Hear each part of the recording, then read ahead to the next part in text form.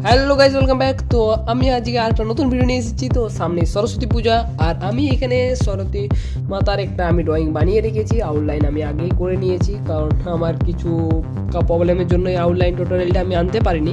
আর আজকে আমি এখানে কালার ইউজ করব ডমসের পোর্সা কালার।